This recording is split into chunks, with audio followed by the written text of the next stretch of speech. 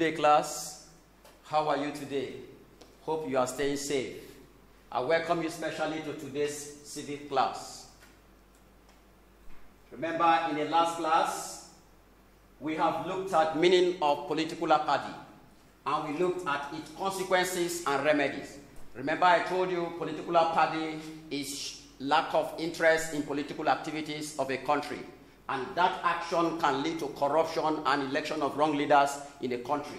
And we concluded by looking at the remedies, the various ways by which that situation can be corrected. We said when citizens are orientated, that is when they are given enlightenment on the benefits of participation in political activities, that can correct it. For today's class, we are going to look at law and order. And here, by the end of the class, you are expected to be able to define law and order. 2, you should be able to examine the characteristics of an orderly society.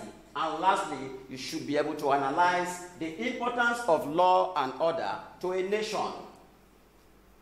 Let's continue. Before we start, I want you to take a look at a sample of the Constitution of the Federal Republic of Nigeria. This consists of the laws through which our country, Nigeria, is governed. Every citizen of a country is expected to have a copy so that you know what is the content of the Constitution. Now, let's look at the meaning of law and order.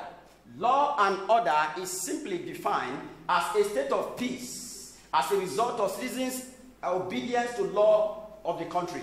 When citizens follow the laws of the country, then we said the country is in order.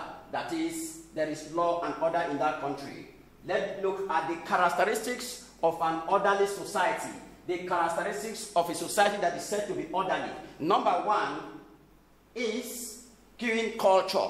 In an orderly society, there is queuing culture. People take turns in accessing a particular service. They take turns. They don't just crowd a place. Before you get something, you take turns in doing that. People will take turns in doing that. That society is said to be orderly. Number 2, decorum. Before you speak in an orderly society, you take turns in speaking. That is, in fact, you speak politely. That is the characteristic of an orderly society. As you can see, the first 2, they are part of what we do in Preston International School. Now, let's look at the third one, obedience to authority. In an orderly society, citizens obey the authority. For example, you can see we are all at home because the government say we should stay at home to control COVID-19 pandemic. Let's look at number 4, driving skill and listening skill. You can see in an orderly society, you don't drive, but you don't have the skill of driving so that you don't cause commotion there. And you listen when others are talking. And when you are talking, others listen. That shows that that society or community is orderly. And lastly, you look at protection of public property. In an orderly society, you see government property as your own property. You don't allow it to get destroyed. So these are the characteristics of an orderly society. Let's look at finally on the importance of an orderly society. A society that is orderly. What are the benefits? Number 1 benefit is there will be peace. There will be equality, equity, and justice. That is a place that is orderly. There will be no chaos. There will be peace in that community. And also people are organized and action mindful. People are careful of whatever they do. They are careful of their action in society that is orderly. That is the benefit. And then look at number 3, it brings about good examples of leadership and followership. People will show good example for others to follow. And you as a follower too, you behave well, and then others want to copy your pattern. So that is one of the benefits too. And then we talk of stability in government. There will be no frequent change of government. There will be no riots here and there because the society is going orderly. And lastly, we look at the general growth and development of the country. When the society is orderly, surely there will be growth and development. That is, everything will move well. And since we have looked at this, don't forget, we have looked at the meaning of law and order.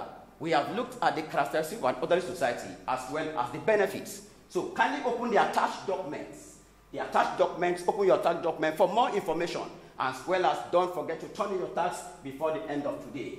Stay safe till we meet next class. God bless you. Thanks.